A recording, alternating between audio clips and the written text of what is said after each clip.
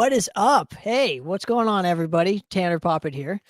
Before we get started in today's interview with by Miss DJ Mermaid here, I wanted to show. I wanted to show this on the air. I have not opened it yet, but it is a Christmas card that DJ Mermaid so kindly sent to me. So I figured I would just show it. Just for the fuck of it. Why not? A little bonus thing, right? And I'm gonna Right. open it right now. So I really appreciate this, by the way, I on hope you record. love it. I know, right? We're gonna see what is this? Let's see here. First reactions. Oh man, this is awesome. This is awesome. This is like totally cool. So what is this? This is It's like not dull. it's a total magnet, isn't it?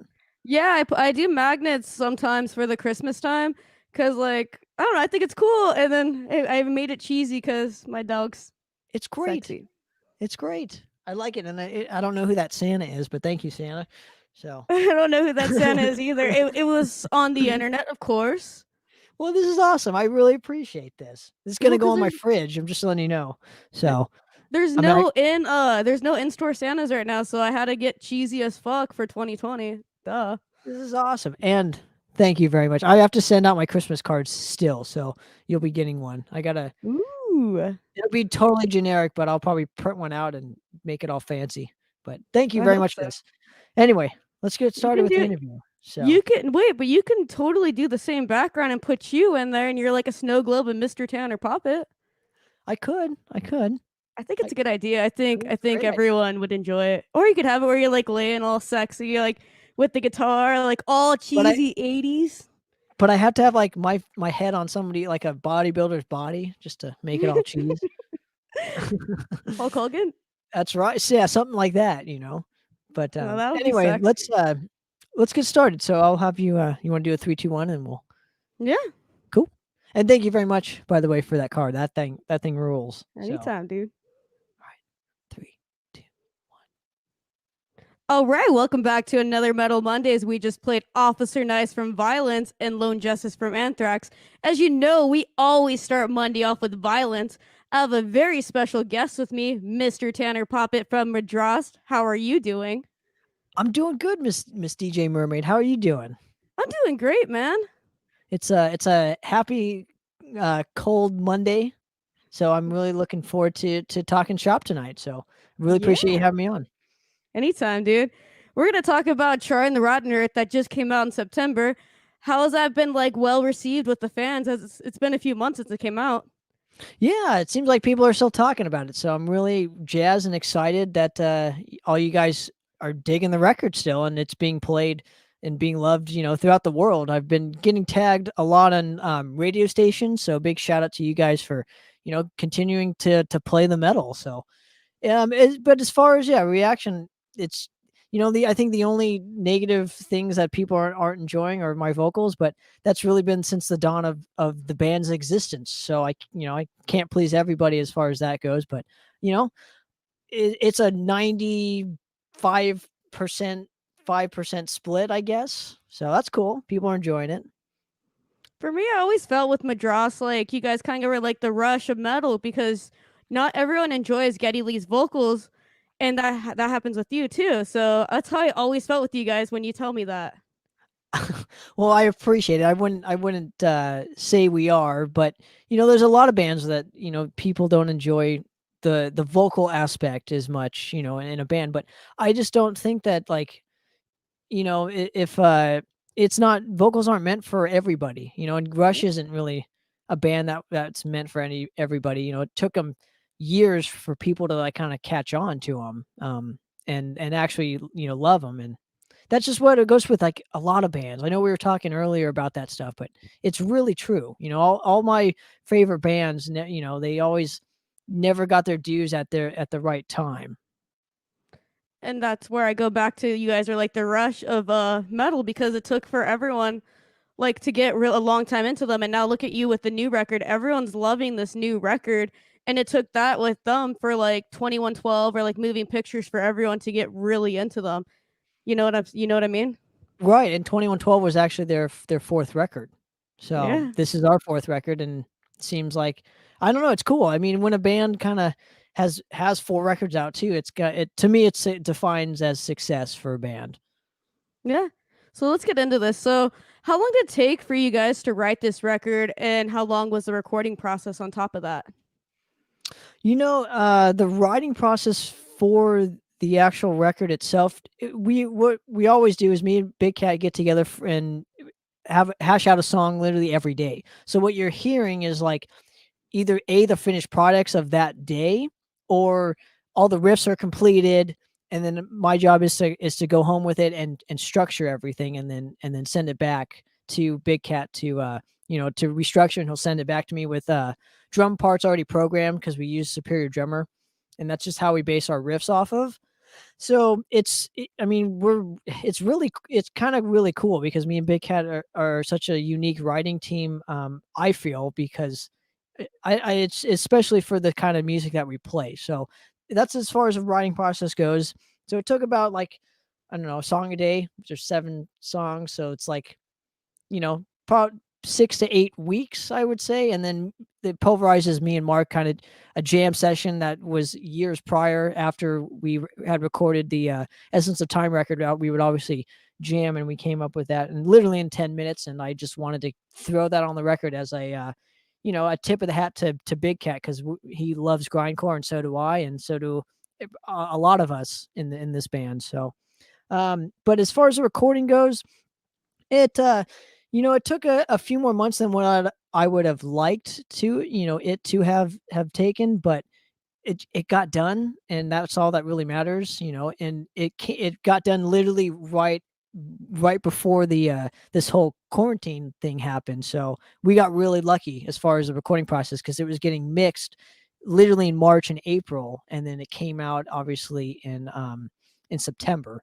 So a lot of things had transpired even in between those periods or whatever. And yeah, I'm really stoked that it's out. So Definitely. And what I've noticed, so Essence came out in 2017. When did you guys start writing Charring? so the Essence we didn't start writing until 2000 and either 2018, late 2018, or like early to mid 2019. And basically we had done like a lot of touring for the Essence of Time because it was kind of a big record for us. A lot of people seemed to have caught on even further than what Charring did. So I'm extremely grateful for that as well. And that was kind of like, to me, the start of our kind of classic lineup, as I'll call it, with me, Mark, Nick, and Richard. And yeah, we just had a lot of touring in between, so we didn't start on it until years after because we wanted to have tour support for the Essence of Time. Definitely. As a band that released a record in the quarantine time, what should other bands expect if they're going to release during this time? Well, I mean, who knows if the quarantine's gonna be here next year? We don't know. But what I will say is that I think to what maybe to go off of your point, I'll branch off a little bit here. Is you know, releasing the record during quarantine, I think we got to that crossroad where it was like, well, should we wait on it or should we release it? And my thinking is, well, it's done. Let's release it because people are bored at home, and who knows when and if we're going to start touring again. And let's make us a little bit more relevant in a time when you folks at home are it's essentially bored. We need new music, and um, I just felt like that it was the right time to release the record. So what to expect? If you get some PR behind it and the right people, and us especially having No Life Till Metal Records and Rocks Productions behind us, it was huge for us to release this. And I feel bands would be doing a disservice to themselves if they were to wait. I could definitely agree. I'm glad like that you guys did release it during this time because it's a fantastic record from start to finish. It's one of those records I don't have to be like, man, I'm gonna skip this song because it fucking blows. You actually have a record that you can fully listen to from start to finish in 30 minutes. Well, thank you. Yeah, it's like plus if you're cooking or something, I'm sure that would be a good timer.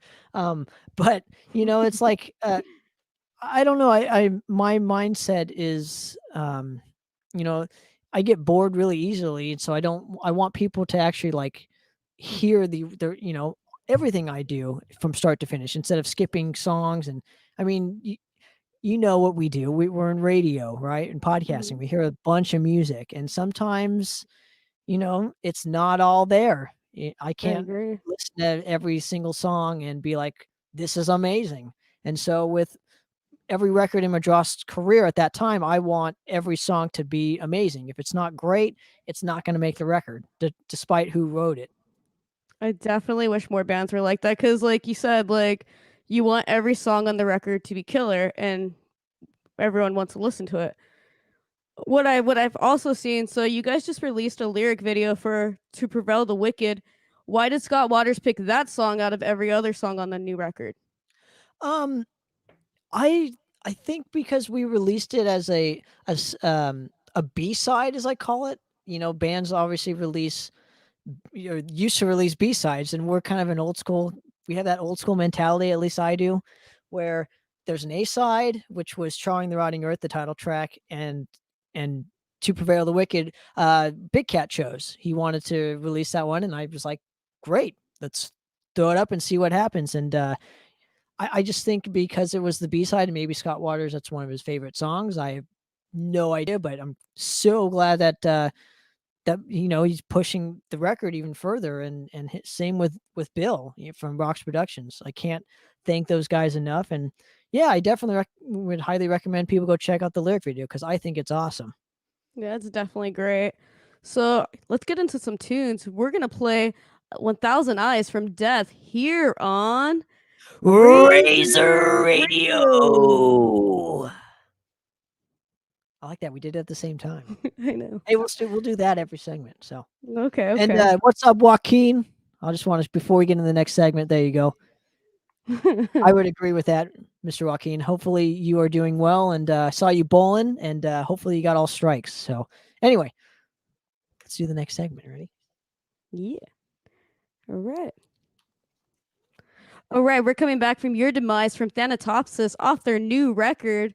I know you've been enjoying this record, and you've interviewed them too for this record.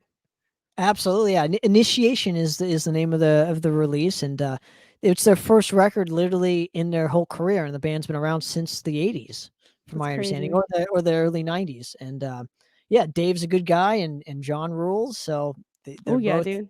awesome individuals, and I can't wait to hear more from them. And that record absolutely rules, and definitely recommend people go check it out.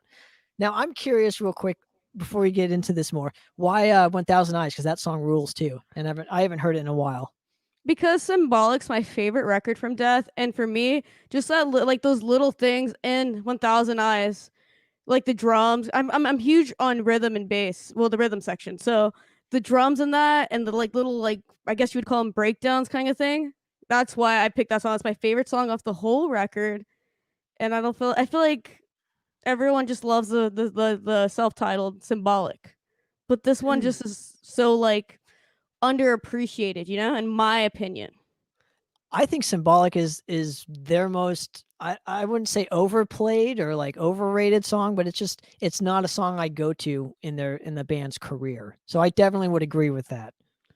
For me, like out of all their songs, I think that's probably the overplayed one. But I do love it just because Chuck's vocals are amazing. Of course, I'm not discrediting Chuck as a I know, songwriter with that song. It's not one I go to often. Um, definitely, but yeah, definitely. So with the record charring, what were you guys exactly going for? going for in terms of what? In terms of like the direction, or Yeah, in terms of like what we wanted to do differently, which I guess would both be of the those same thing. actually, I think it would be the same thing, right? pretty Um, much. I I I want to say Well, okay, so when me and Big Cat were writing the record, I initially told him, I'm like, look, I want to put keyboards on this, and do it heavily, not just like what we did on Essence of Time when, because there are keyboards on like dimensions and stuff. So it's just Mhm. another, I would say another layer of dimensions off of dimensions, right? Um, and I wanted to make the keyboards more prevalent, but do it in a way that like makes sense to the music and add to it rather than Yeah. subtract. Because I know like to me, like Flesh God Apocalypse is a great example of like brilliant keyboardy, orchestrations, as I'll call them, but they're often buried in the mix, and because there's so much going on. So, and with ours, there's a lot going on too. So we kind of had to pick sections that like would make sense with the keyboards and stuff, or you put and so we just chose more simplistic, like a black metal approach, because a lot of black metals bands have when they have keyboards, they're often the melody over something really simple underneath it. So instead of it clashing, it brings out that whole section a little bit more. So in terms of the direction, yeah, we just wanted to take our sound even further, and I just and it seems to have worked. I'm always trying to add to what we can do as songwriters and musicians as well. And plus, honestly, I wanted to eventually work with Sam Medor, who I've known for. He's a dear friend. I've known him for a decade plus since high school. So, and he's my favorite keyboard player. Just like Mark is my favorite drummer, and so on and so forth. Big Cat and Richard are both my favorites as well. So it's just I wanted the best of the best, and especially having Tony Cole do the artwork. It's just it was a you can't go. We couldn't go wrong is in terms of that stuff because I was confident as a songwriter. I will definitely say with this lineup, this is probably my favorite Madrost lineup you guys had since '07 because you've switched frequently. And this is like the most solid you guys have actually stayed and you guys have actually grown as an actual band. Oh, thank you. Yeah, I like to think of this as like our Rust in Peace era Megadeth, just because it's like the classic, and it's also the first time that we've had 2 consecutive records with the same lineup, so Yeah, that to me is already an era of the band, and, I just think they're and it's no knock to any of the players that came before, I feel like I've grown as a musician, and we need the top of the heap right now, so I feel all of us are at the top of the heap, and especially adding those keyboard elements, he's at the top of his heap too, so it's like capturing lightning in a bottle. We have to do it now. definitely, man. So, is there a track on this record that means more to you than any of the others? You know, as we were writing, as we were writing this specific record, um, I, the title track to me was like one of the first, one of the sorry, one of the last tracks that we wrote for it, and I think just writing that one and wanting to um we wanting that middle section. That's the most that's probably my favorite Madross song ever so far in our career, just because it's just it has a lot of room to breathe, and as a songwriter, we I tend to not get those opportunities to showcase that. So that would absolutely be my favorite song, track of my whole career. If I had to play one throughout the rest of of the remainder of my career, would be that one. Definitely. So, what was the process with designing the album cover? Did you design it or did someone else design it? So the artwork was done by the legendary, in my opinion, Tony Cole. He did our the last one, The Essence of Time, Matches No Flesh as well.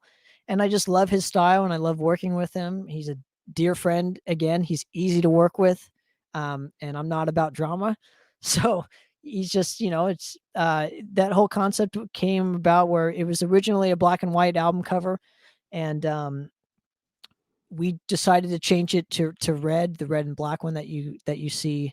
And it was a very great decision. So I gotta thank the people that helped us with that, and Scott was essential in doing that. He suggested that, and we decided that he's right, and that we got to trust him, and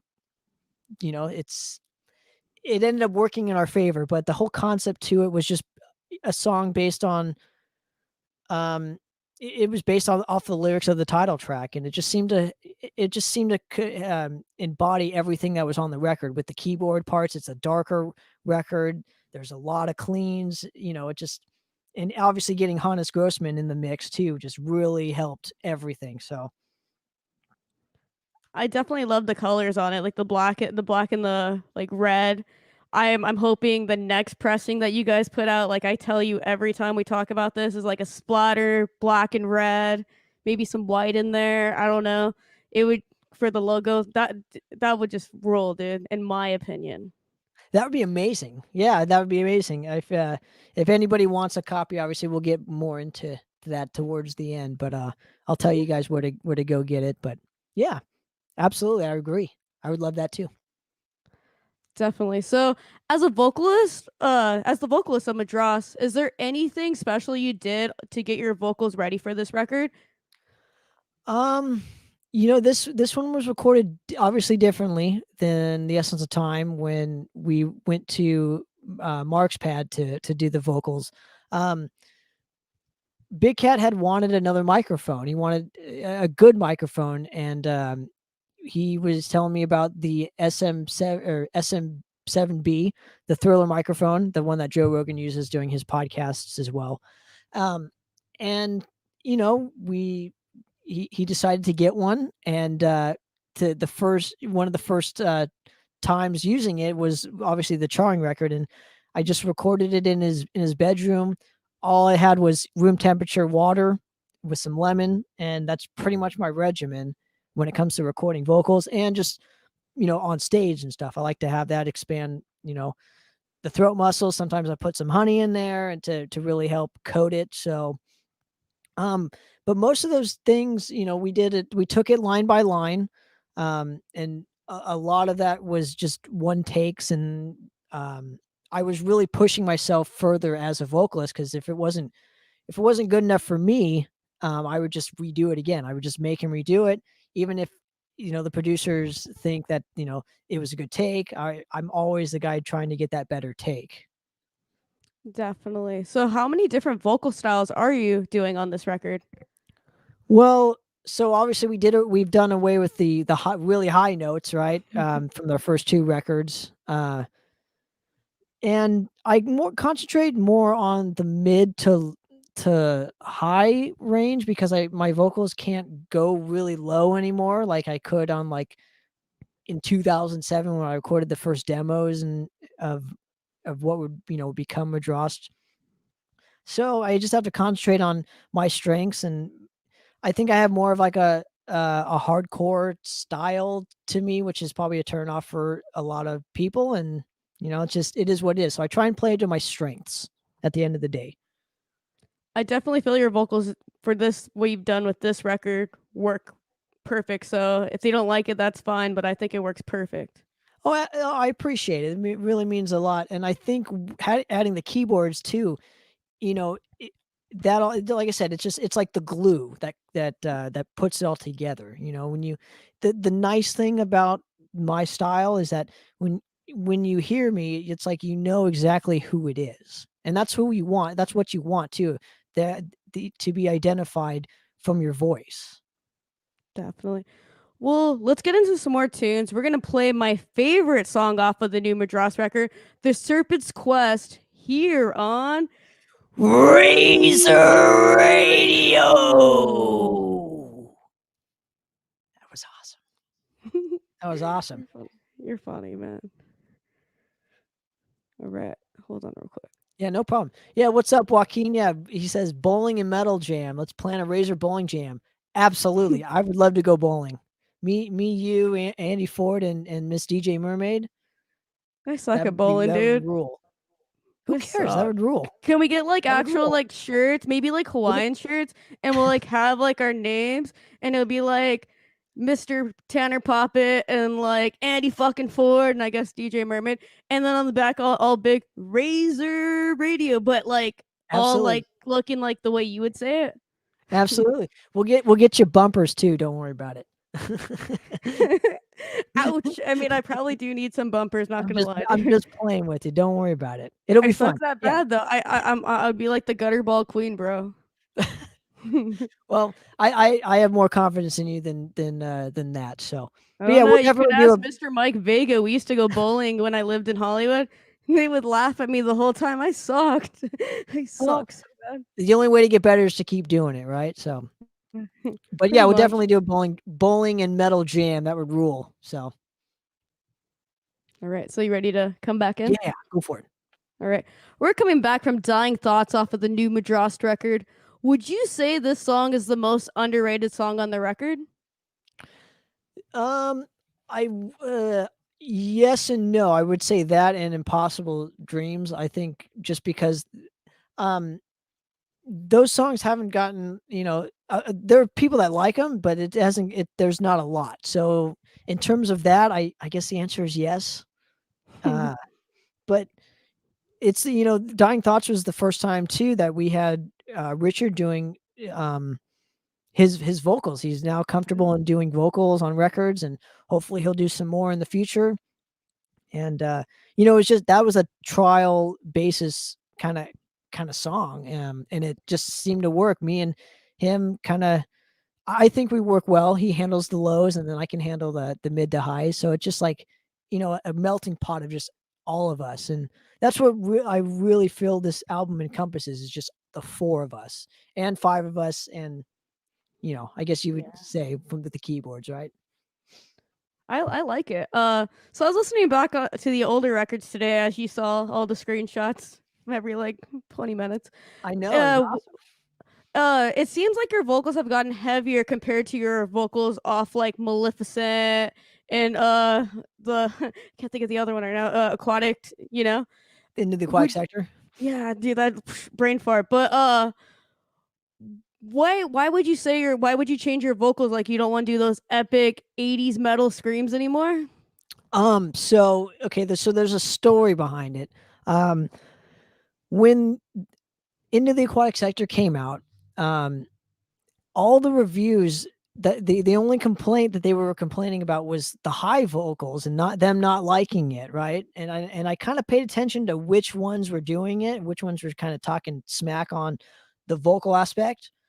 And then when The Essence of Time came out, I purposely did away with the high vocals as kind of like a test to see like what would they say, and they pretty much said the same thing, that they still didn't like the vocals even though they didn't have any of the high notes. So pretty much it's just people not liking it, for they're just not going to like it. Like I can't make them like what I do. So I just did away with it as like a test, and it seemed to just it was more comfortable for me to do that. And not saying the high notes aren't comfortable, because they are. I just felt the music didn't call for it anymore. We wanted to get heavier, and so having the high notes every record would kind of get stale, at least for me as a listener. So the early stuff is what it is, and branching off of this, I'm more comfortable as a vocalist now. So it just, yeah, So you were like glam Terra, and then you guys went heavier. Is that absolutely. basically what happened there? I was Terry Glaze the first two records, and then I turned into Phil, and just I don't know. I'm more comfortable as a vocalist right now. Definitely, and it's definitely working with the way you're writing and all the way like all the recordings now. So I could see it working better with the way you're doing it now. You know? Right, and with the players on how Yeah. the players play, how Mark hits his drums, how Big Cat, hits the strings, and same with Richard. So it just seemed to me it works, and I think if we lost the vocals that style that I do, it wouldn't really be Madrost, at least in my opinion. So, And so for you, like vocal wise, who are your influences? ooh, geez. Well, there's a lot. Um, I would say, Death, obviously Chuck Schuldiner. I would say Ted Nugent, Frank Marino, um, Paul Bailoff, even Sean Killian, like those kind of vocal styles where like they're not, not all of them that I'm naming are obviously the best of the best, but to me they are just because I love the tone of their vocals and that's what makes them them, and this is what makes Mhm. me me. I'm hoping with the new era of Madrost saying like with this new record that the new era will be that you wear the turtleneck and do like the whole Sean Killian thing. Like Well, I got to that grow would my hair rule. out first. I just got to grow my hair out and we'll be fine. So yeah, but absolutely. I mean, my whole thing too is playing without a shirt. Um, but I'll give it a shot and see if it works. Yeah. It can be like an Um. action figure or something. The turtleneck. So so we've been talking about the keyboards. What like really? Because I know we've talked. What really made you guys put keyboards on the records? I know you. I think have mentioned like the whole Van Halen jump thing with me. Well, okay, so like yes. So Eddie inspired me in terms not just of guitar playing, but in terms of what he wanted to do musically. And that was more important to me than just his guitar playing. Cuz we all know he's like, the best of the best. Mm-hmm. Uh, in my opinion, obviously Frank Marino, right? But Frank Marino was another influence because listening to Strange Dreams, that keyboard, kind of thing that he was doing over the guitar riffs, I was like, man, I want to do that. Like, I want to give it a shot and see if it works. And yeah, so between those two, I just and like watching bands like Damn Cyan, and Sergoloth back in the day. I mean, I just always have loved keyboards, and so this was my opportunity, and I wasn't going to waste it. Um, and but those two for sure, huge influences on why we did it. That you can have a hit song with keyboards in Mm-hmm. like a heavy rock and metal band. Yeah, definitely, man. So I know that you have a song called "Trying the Rotten Earth," but what made you guys pick that as the actual title of the record? Oh, interesting. Um, just because I thought it wasn't taken, and I'm a fan of albums that like are unique to that band. Like, there's a million records called I don't know. Name a record that has okay, I'll say From Beyond, right? There's a lot of records with that title. I Mhm. didn't want this to just be one of those. I wanted it to stand by itself, and I thought that was a good title that encompassed all the songs and the sound and the artwork for the record.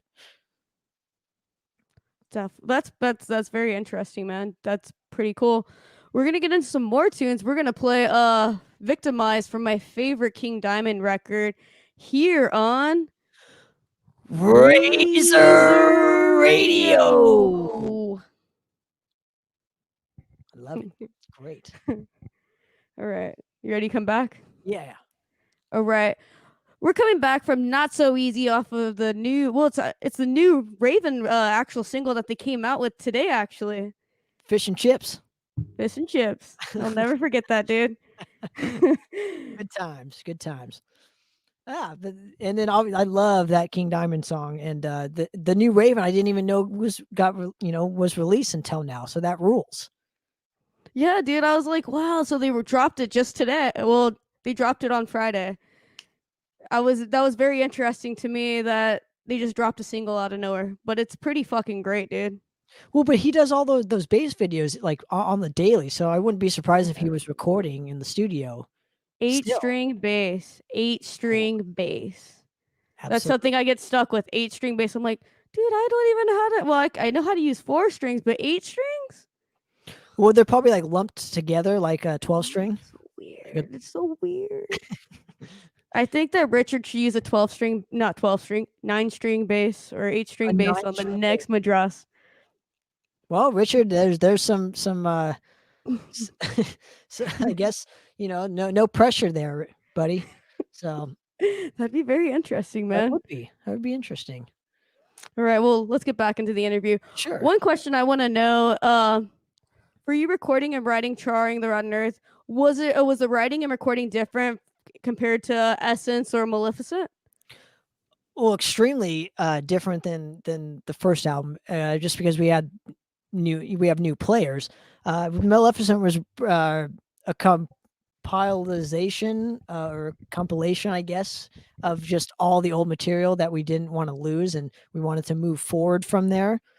Um, and you know, Into the Aquatic Sector was obviously just me writing it because after the whole band leaves, it's literally as I call my Dave Mustaine period. Is just really pissed off and wanted to show the world that I was capable of doing this, and so that's why that album is a little bit more angry, and people seem to like that one a lot. And then the Essence was really when I found like we found our writing partners and we just clicked and gelled as a unit, and absolutely 100% different. But Charring and Essence were pretty much the same in terms of writing style. And like, what's the background with the writing? I like, what was your mindset for all that? Since it's amazing, dude. Well, in terms of what? So how it starts is we get literally a drum pattern off of Superior Drummer, and we just riff over it. And Big Cat comes up with some amazing riffs, and I have to follow it. And I think in the end we always seem to bounce off really well with each other, and it just seems to work. And that's just how it's always been. And then I'm 100% in charge of the lyrics and Mhm. and the cadences because I have to sing them. And it just that's what works for this particular project. And yeah, but yeah, the problem is I keeping up with Big Cat because he's so good. With the when you say that you write the lyrics, it takes you back to Sean saying from Violence saying that he writes his own lyrics because he wants to be what he's saying to everyone. He wants it to come from him and not like someone else wrote them. So he believes in what he writes, basically. Well, yeah, and there's bands that do that. Obviously Rush is the prime example, right? Neil writes all the lyrics and Geddy sings them.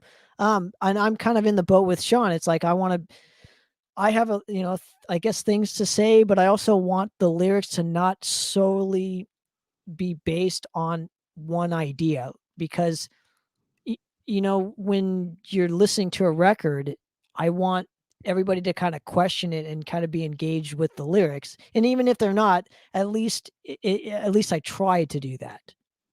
So even Yeah, if they can't, even if they didn't catch on, they'll hopefully get inspired or listen to it or read them and be like, oh, I wonder what this is about. And then they'll get their own interpretations from it. definitely. So here's my question. So where can everyone find this amazing record? Oh, well, thank you for that.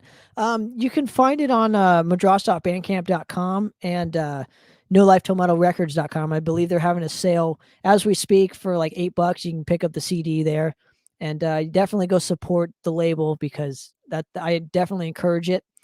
Just because they believe in us and we believe in them, and it's just a total great partnership. And nothing but nice things to say about them again.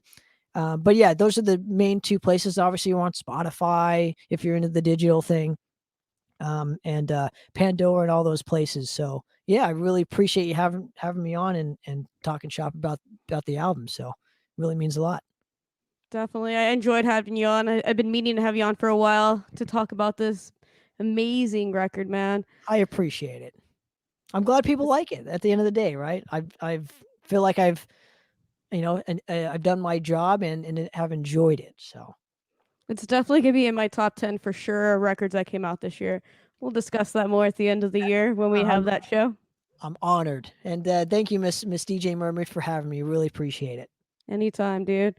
Well, we started the show off with some violence, so now we're going to end the show with some good old fashioned violence from Madrost. Wow, old school. See you guys next Monday here on Razor Radio. Radio. Bye, guys.